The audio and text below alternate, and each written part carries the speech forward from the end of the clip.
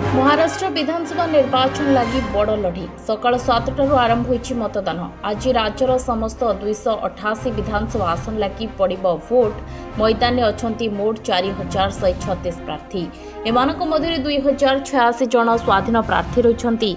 सामना सामनी 2 मेंट महायुति एवं महाविकास अघाड़ी।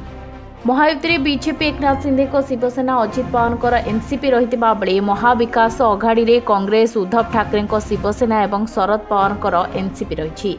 एथर नेता बाछिबे मोट 9 कोटी 70 लाख मतदाता।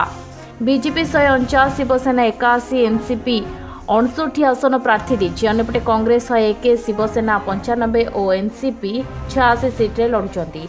समस्त 288 आसन में अबाध निरपेक्ष और स्वच्छ भाव में मतदान पाई समस्त प्रकार प्रस्तुति करा जेथिबा कहिसंती महाराष्ट्र मुख्य निर्वाचन अधिकारी एस चोकलिंगम।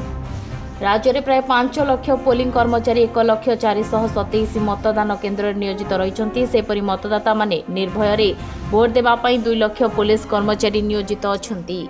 सेहीपरि आज द्वितीय पर्याय झारखंड 38 आसन में भोट पड़िबो। झारखंड विधानसभा मोट 81 आसन रहितिबा बेले प्रथम पर्याय भोट 13 तारिख रे पड़िथिला। मोट 43 आसन लगी मतदान होइतला। एथर द्वितीय पर्याय मैदान में मोट 528 प्रार्थी अछंती। पाखापाखि 1 कोटी 23 लाख मतदाता भोट देबे।